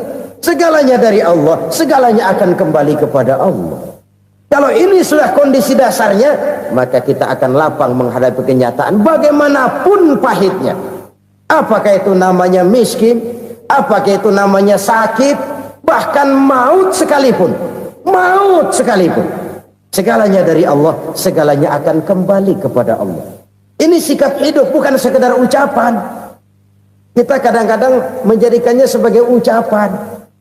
Mulutnya sih nggak berhenti, innalillahi wa inna ilaihi rajiun, tapi nangisnya terus gerung-gerungan. Bukan itu, ini kesadaran moral. Kalau segalanya dari Allah, segalanya kembali kepada Allah, kan sebenarnya cuma nunggu giliran. Hari ini saya nyembayangin dia, entah hari apa saya disembayangin orang. Hari ini saya antar dia ke kubur, entah hari apa orang nganterin saya ke kubur. Hari ini saya tahlilkan dia, entah nanti kapan orang tahlilkan saya. Segalanya dari Allah, segalanya akan kembali juga kepada Allah. Oleh sebab itu saudara-saudara, kesulitan bukan untuk ditakuti. Kesulitan justru untuk diatasi, dicarikan jalan keluarnya. Dan tidak ada orang yang tidak pernah mendapat kesulitan. Tidak ada. Semakin tinggi status sosial, semakin tinggi kualitas keimanan, semakin besar juga tingkat kesulitan. Hanya saja bagaimana cara kita mengatasinya. Dan Al-Quran menyatakan, inna ma'al usri yusra. Di balik kesulitan itu pasti ada kemudahan. Roda itu berputar. Karena itu Rasulullah Sallallahu Alaihi Wasallam mengingatkan kepada kita, ta'arraf ilallahi firraha ya'rifka fisyiddah. Ingatlah kepada Allah di waktu kamu senang, supaya Allah ingat kepada kamu di waktu kamu susah. Kalau waktu senang kita ingat kepada Allah, kita susah, Allah tidak akan meninggalkan kita. Tapi kalau waktu senang kita jauh dari Allah, sujud tidak sempat, dengan masjid jauh, ketika senang kita lupakan Allah. Nanti begitu kita susah, Allah lupakan kita. Dan itu menyakitkan. Oleh karena itu orang-orang tua kita dulu bilang, kalau lagi sehat ingat-ingat lu bakal sakit nanti. Kalau lagi kaya ingat-ingat satu saat kita bakal jatuh miskin. Bahkan kalau lagi muda ingat-ingat kita bakal tua. Dan yang terpenting, kalau lagi hidup ingat-ingat kita bakal mati.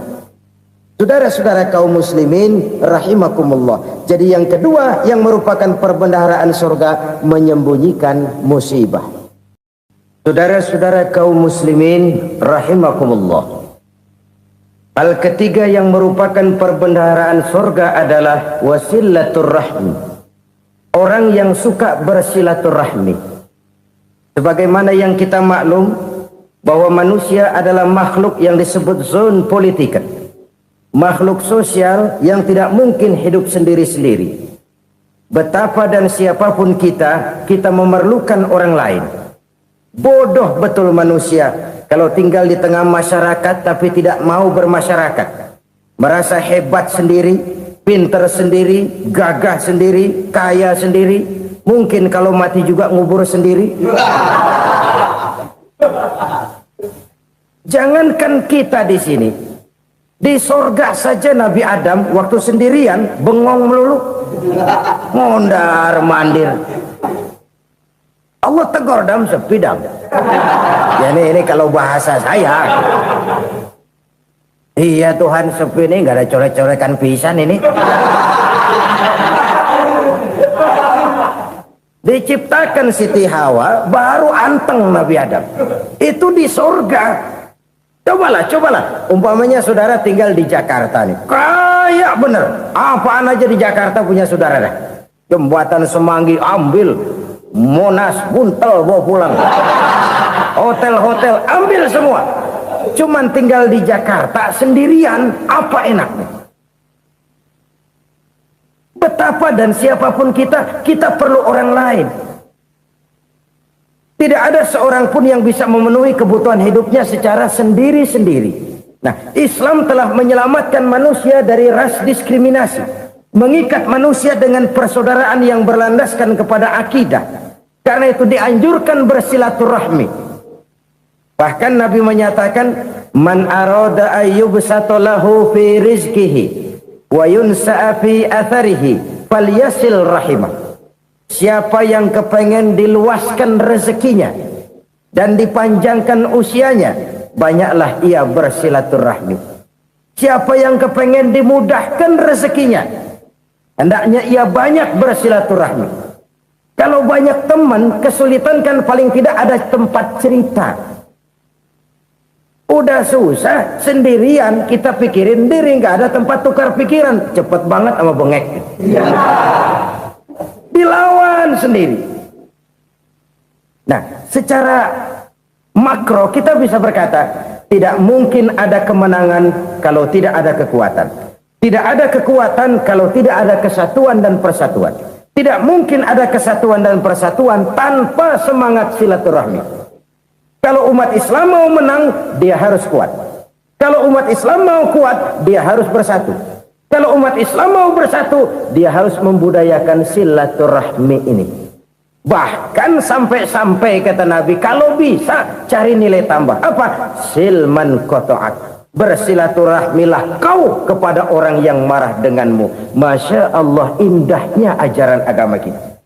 Orang yang marah pun kepada kita, kata Nabi, kalau bisa bersilaturahmilah kepadanya, kepada orang yang marah itu. Di situ nilai tambah. Cuman jujur nih hadis, ngucapinnya gampang, ngamalinnya yang berat banget. Orang marah sama kita, kita disuruh silaturahmi, ada apa malu? Lu marah, ada gua marahan lagi. Gue pikirin. Saudara-saudara kaum muslimin rahimakumullah. Tapi ini yang diajarkan, bahkan ini yang dicontohkan oleh baginda Rasul. Bagaimana begitu mudah, misalnya satu saat Abu Jahal ini ngatur strategi bagaimana bikin Muhammad celaka. Dia gali lubang di depan tempat tidurnya. Dia tutupin daun korma. Terus dia panggil seseorang, ke sini. Kasih tahu Muhammad, pamannya sakit keras, minta ditengokin. Berangkat orang ini ke sana. Muhammad, labbaik. Pamanmu sakit keras, dia minta ditengokin. Baik, saya akan datang menjenguk beliau. Berangkatlah Nabi ke rumah Abu Jahal tanpa prasangka apapun. Abu Jahal udah pasang setil, selimut 3 rangkap setengah dia pakai, persis kayak orang meriang.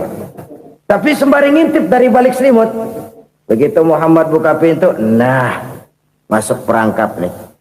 Muhammad jalan menuju tempat pembaringan.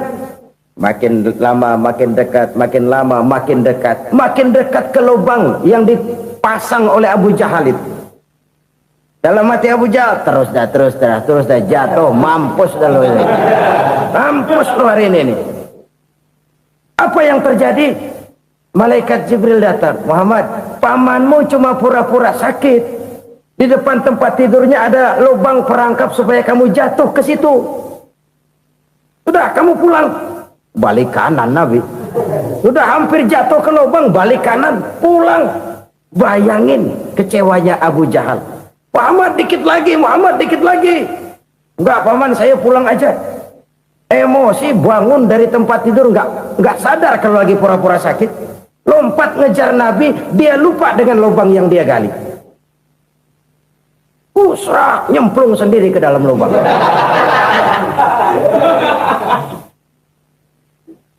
Nabi terus berlalu. Ini terjadi keanehan.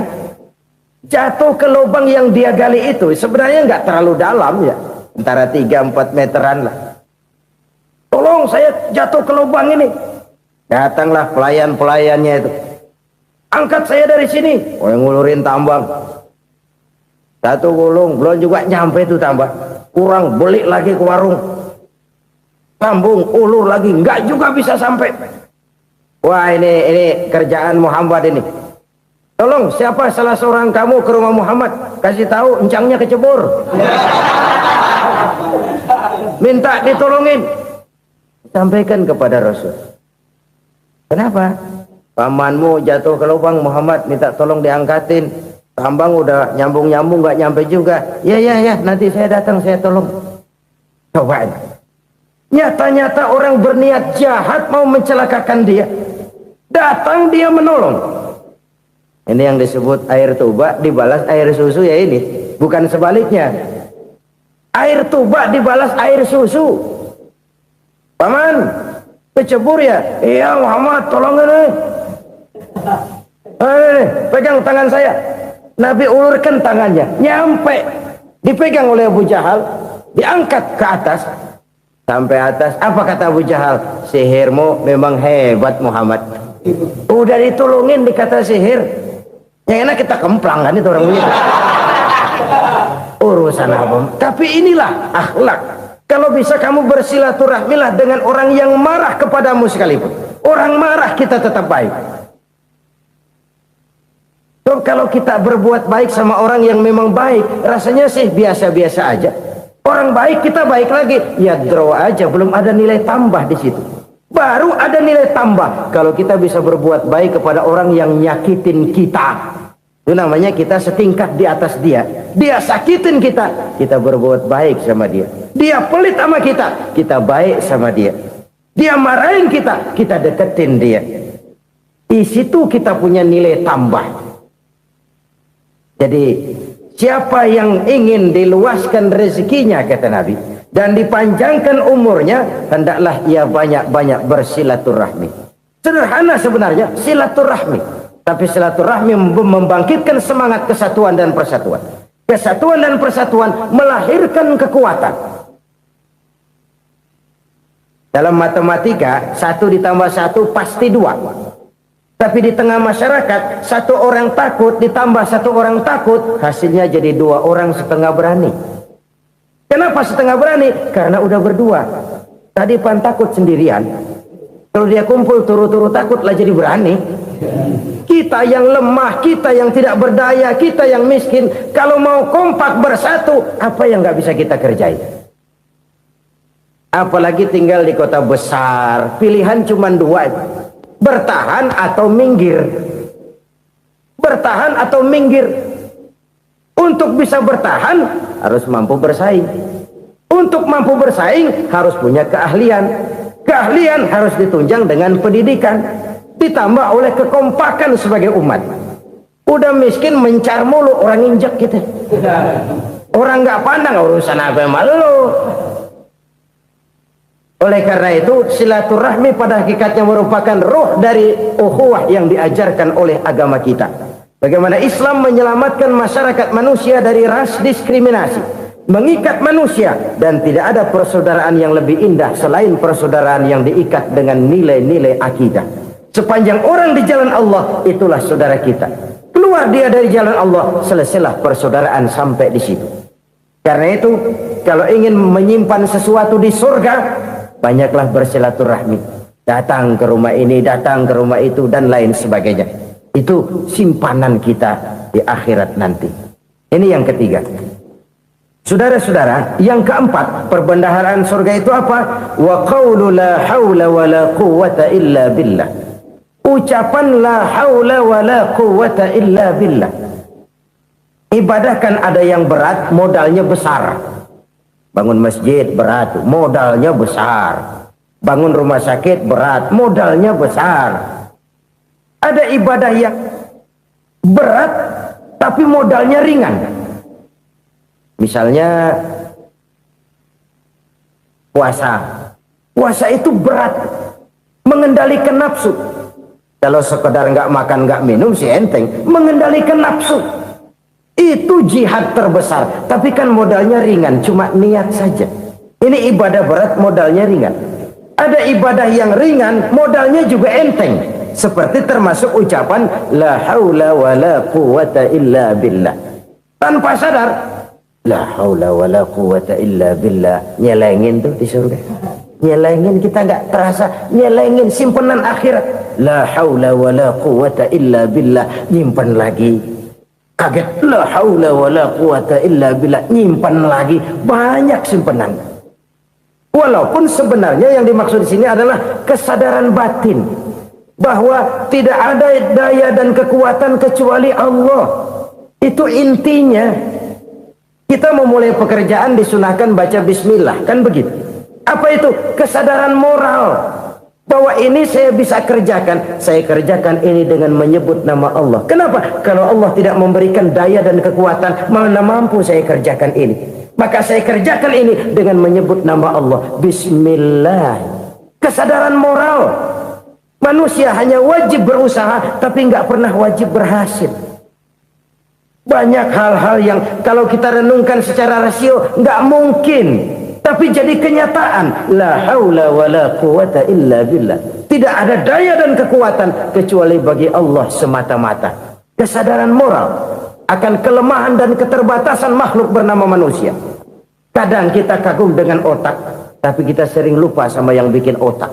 Padahal bagaimanapun hebatnya otak, yang bikin otak pasti lebih hebat dari otak. Nggak percaya? Silahkan otak-otakan. Inilah kecenderungan. Kita kagum dengan pesawat-pesawat mutakhir, bukan main besi gede banget terbang itu. Alangkah hebatnya. Lalu apa yang bikin otak tidak lebih hebat dari itu semua? Kita puji laut. Apa yang bikin laut tidak lebih hebat dari laut itu? La haula wa la quwata illa billah. Tidak ada daya dan kekuatan kecuali Allah. Apa yang bisa kita lakukan kalau tidak karena daya dan kemampuan yang diberikan oleh Allah kepada kita? Lahirlah sikap tawadu, rendah hati, tidak melonjak menjadi angkuh dan sombong, sadar akan kelemahan dan keterbatasan diri sebagai makhluk yang diciptakan oleh Allah Subhanahu wa taala. Jadi satu sisi ini ucapan yang berpahala, la haula, jadi wiridan. Pada sisi lain ini kesadaran moral, sikap mental, kesadaran batin bahwa yang punya daya dan kekuatan itu cuma Allah. Kita nggak pantas untuk sombong, sebab sombong itu pakaiannya Allah. Kita nggak sedang pakai pakaian Allah, kegedean. Dan makin kita renungi, makin terbentur. Apa sih yang bisa kita sombongin? Kita mau sombong apa? Kaya, pintar, itu kan semua relatif. Di atas langit masih ada langit lagi. Jadi oleh karenanya, marilah kita menyadari, manusia hanya wajib berusaha, tapi tidak pernah wajib berhasil. Yang berusaha saja tidak wajib berhasil, apalagi yang tidak berusaha. Islam bukan agama orang pemalas yang selesai sholat lalu enggelohom, enggelenggem ayem-ayem. Tapi Islam bukan agama orang sombong yang setelah berusaha lalu tidak memerlukan Allah. Kita bisa saja bikin proyeksi, tahun sekian kita bakal panen besar menurut perhitungan otak. Tapi ada kejadian lain. Apa? Tikus ngambek. Habis itu dimakanin tikus, panen gagal. Proyeksi rasional gagal oleh tikus-tikus yang ngambek itu. Bisa saja terjadi. Tahun depan kita panen besar, urung. Kenapa? Musim panas panjang. Dan sekarang ini koran-koran bikin berita musim mengalami penyelewengan. Bukan cuma manusia yang nyeleweng sekarang. Musim pakai nyeleweng. Mestinya kan musim hujan udah selesai, masih hujan-hujan juga. Musim. Nah sekarang kita boleh bikin proyeksi, kita bakal panen besar. Tahu-tahu musim panas panjang, sawah retak, air kering. Cari teknokrat yang paling botak, suruh pendekin tuh musim panas. La haula wa la quwata illa billah. Inilah kesadaran moral. Saudara, saya teringat satu saat ada seorang konglomerat. Umurnya ya kira-kira 70-an. Satu saat dia ditanya oleh wartawan, "Pak, umur Bapak berapa sih?" "Ya paling 10 tahun." 10 tahun? 10 tahun? Anak Bapak berapa orang? Satu saja? Satu. Harta Bapak berapa? Ya paling-paling bangsa 7 juta kali. 7 juta? Iya. Pak, kenapa Bapak bohongi saya? Bapak punya buku biografi. Koran-koran, majalah-majalah banyak memuat cerita riwayat hidup Bapak. Saya tahu umur Bapak 70. Kenapa bilang cuma 7 tahun? Saya tahu anak Bapak 8. Kenapa cuma bilang 1? Saya tahu harta bapak miliaran, mungkin triliunan, pabrik di mana-mana, bank di mana-mana. Kenapa bilang uang bapak cuma 7 juta? Nah, kata si konglomerat tadi, kamu benar nak, kamu benar. Umur saya kalau jumlahnya memang 70 nak. Cuman ingat-ingat saya, baru 7 tahun terakhir ini saya sujud. Baru 7 tahun terakhir ini saya berusaha dekat dengan Allah. Saya laksanakan perintahnya, saya jauhi larangannya. 7 tahun inilah rasanya yang ada nilainya di hadapan Allah. Yang 63 tahun matong, kelabu, kelem umur gue. Habis untuk maksiat, untuk munkarat. Maka ketika ditanya tadi, umur saya 7 tahun itu. Oh begitu Pak. Oh iya. Lalu anak Pak, anak bapak kan 8. Kenapa bilang cuma 1? Nah, kalau jumlah hitungannya memang anak saya 8. Tapi dari 8 orang ini rasanya cuma 1 nih yang bakal jadi buah hati, belahan jantung, pelanjut cerita, penerus sejarah, bakal jadi anak soleh yang akan mendoakan saya. Cuma 1 rasanya anak saya ini yang bakal jadi buah hati saya, besar-besaran saya, yang akan mendoakan di kubur saya, yang akan mendoakan di akhirat saya. Yang 7 orang mana, Masya Allah, yang 1 tenggeng, yang 1 nyekek botol ngolo, yang 1 nggak karu-karuan. Makanya saya bilang 1 anak saya yang akan bisa mendoakan saya. Oh begitu Pak. Iya. Nah, harta Pak, harta bapak kan triliunan, pabrik bapak di mana-mana, uang bapak hampir di tiap bank-bank besar. Kenapa bilang cuma 7 juta? Betul kau nak. Harta saya kalau jumlahnya memang miliaran, triliunan mungkin. Tapi yang saya ingat baru 7 juta tuh yang saya belanjakan di jalan Allah. Saya nyumbang masjid, saya santuni yatim piatu, saya bantu pembangunan pesantren, saya bantu pembangunan rumah sakit Islam.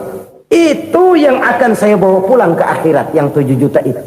Yang triliunan itu nanti akan diperebutkan oleh anak-anak saya sebagai waris saya. Jadi harta saya 7 juta itu yang bakal nemenin saya di akhirat, yang akan saya bawa pulang jadi teman saya. Saudara-saudara kaum muslimin, jangan-jangan orang tua itu adalah kita-kita ini. Jangan-jangan kita-kita ini adalah orang tua itu. Jangan-jangan itu potret dari diri kita masing-masing. Dari sekian umur yang diberikan Allah, berapa tahun yang ada nilainya di hadapan Allah? Dari sekian anak-anak yang merupakan amanah, berapa yang akan mendoakan kita sebagai orang tuanya menjadi anak soleh? Dari sekian banyak harta yang diberikan Allah, berapa yang akan kita bawa pulang menghadapnya nanti, yang kita belanjakan di jalan Allah? Ini sebuah potret kehidupan. Karena itu kita kembali kepada la haula wa la quwata illa billah. Kita wajib berusaha, kita wajib berikhtiar. Selebihnya segala daya dan kekuatan hanya milik Allah saja semata-mata. Satu kesadaran batin dari setiap pribadi muslim. Setelah ia berusaha dan berikhtiar, ia menyerahkannya kepada Allah Subhanahu wa ta'ala. Jadi satu sisi ini merupakan wiridan ucapan yang mengandung pahala, pada sisi lain ini merupakan sikap batin dari seorang muslim di dalam ia menghadapi realitas kehidupan ini. Saudara-saudara kaum muslimin rahimakumullah, kalau ini kita jadikan satu basis kehidupan, maka ini akan menyelamatkan manusia dari kemungkinan tergelincir menjadi orang yang lupa diri dan lupa darat. Sebab itu Imamul Ghazali berpesan, jadidis safinah fa innal bahra amiq, wa khuziz zad fa inna safara ba'id, wa khaffifil hamla fa innal hamla sadid. Perbarui selalu kapalmu karena lautan sangat dalam. Bawa bekal yang banyak karena perjalanan ini sangat jauh. Ringankan beban karena kebanyakan beban akan menyakitkan. Alangkah indah kalimat ini, alangkah dalam makna yang terkandung di sana. Perbarui selalu kapalmu karena lautan sangat dalam. Apa artinya ini? Jaga mentalmu baik-baik. Pelihara imanmu baik-baik karena hidup penuh cobaan seperti lautan. Kita kalau berlayar di lautan kan kadang-kadang tenang, angin bertiup sepoi-sepoi basah. Jika malam datang, bintang gemintang bertabur menghias cakrawala. Rembulan memantulkan sinarnya dengan indah. Dalam keadaan begitu berlayar enak. Tapi lain saat ombak menggunung, halilintar menyambar, angin topan bertiup. Berapa banyak sudah saudara-saudara kita yang tenggelam di lautan dunia tanpa sadar bahwa dia belum sampai kepada pantai yang akan dituju. Berapa banyak sudah saudara-saudara kita yang tenggelam di lautan dunia ini tanpa sempat bangkit lagi. Dia menyangka sudah sampai kepada tujuannya. Hati-hati kapal jangan sampai bocor karena lautan sangat dalam. Iman ini jaga baik-baik karena hidup penuh dengan ujian. Wa khuzizat fa inna safara ba'id. Bawa bekal yang banyak karena perjalanan sangat jauh. Saudara mau ke Bandung, bawa duit. Saudara mau ke Surabaya, banyakkan lagi duitnya. Saudara mau ke Mekah, gepokan, iketan tuh duit nggak lembaran lagi. Makin jauh perjalanan, makin banyak bekal yang harus kita bawa. Kalau saudara dari Jakarta mau ke Surabaya, kagak bawa duit berangkat juga, itu sih bukan berani namanya, nekat. Sampai Surabaya belum tentu, sengsara di jalan udah pasti. Kenapa? Nggak bawa bekal berangkat. Sama juga kita nih, misalnya belum sempat sembahyang, mati. Waduh, berani banget orang. Belum punya bekal, mati. Sengsara di jalan. Atau bekal tidak cukup. Dari Jakarta saudara mau ke Surabaya, bawa duit 500 perak. Paling jauh Cikampek nyampenya itu. Paling jauh itu. Antara jauhnya perjalanan dengan bekal yang saudara bawa tidak seimbang. Hidup ini perjalanan panjang. A walking tour. Dimulai dari alam arwah. Sebelum jasad diciptakan, roh diciptakan lebih dulu. Dari situ pindah ke alam rahim. Dari alam rahim pindah ke alam dunia. Dari alam dunia pindah ke alam barzah. Baru menuju akhirat. Satu perjalanan panjang. Kalau bekal tidak bawa, sengsara di jalan. Bawa bekal yang banyak karena perjalanan ini sangat jauh. Wa khaffifil hamla, ringankan beban karena beban itu cuma akan menyulitkan. Kalau bekal itu sih keperluan, tapi beban nggak kita perluin, coba ngeberat-beratin. Apa ini beban? Dosa, kecurangan, kebatilan, kezoliman, ketidakadilan, kesewenang-wenangan. Itu akan jadi beban kita di akhirat. Alangkah celakanya, perjalanan panjang, bekal tidak bawa, beban kelewat banyak, alamat sengsara di jalan. Pahala tidak ada, dosa berlipat ganda. Na'udzubillah, summa na'udzubillah. Kalau kita rangkum nasihat Al-Ghazali dengan kisah si konglomerat tadi, kita akan mengambil kesimpulan. Pertama, bekal terbaik dalam menghadapi gejolak kehidupan ini tidak lain adalah iman. Yang kedua, pahala dan dosa. Dua hal kontroversial. Pahala adalah bekal, dosa adalah beban. Tapi kita sekarang kan tidak begitu terangsang kepada yang abstrak. Orang berlomba mencari yang konkret-konkret saja. Yang real. Kalau memang dosa, benjol dong. Kira-kira begitu. Kira-kira begitu. Persis orang Yahudi dulu. Orang Yahudi itu kan pernah minta kepada Nabi Musa. Ya Musa, lan nu'mina laka hatta narallaha jahrah. Musa, kami nggak bakal mau beriman kepada Allah kalau belum kami lihat Allah ada nongkrong di depan kami. Kalau memang Tuhan ada, taruh dong di depan kami. Mau yang konkret-konkret saja. Kalau memang dosa, benjol dong. Kalau memang pahala, berasa dong. Orang terangsang kepada yang real, yang konkret-konkret saja. Karena itu, untuk mengejar dosa, orang mau bayar. Tapi untuk mengejar pahala, walaupun tidak bayar, orang segan. Ini yang dikatakan oleh Nabi, kamu mengharapkan ke surga, tapi kamu berat melaksanakan sesuatu yang bisa membawa kamu ke surga. Kamu ingin jauh dari neraka, tapi tiap saat kamu lakukan perbuatan-perbuatan yang justru menjerumuskan kamu ke neraka.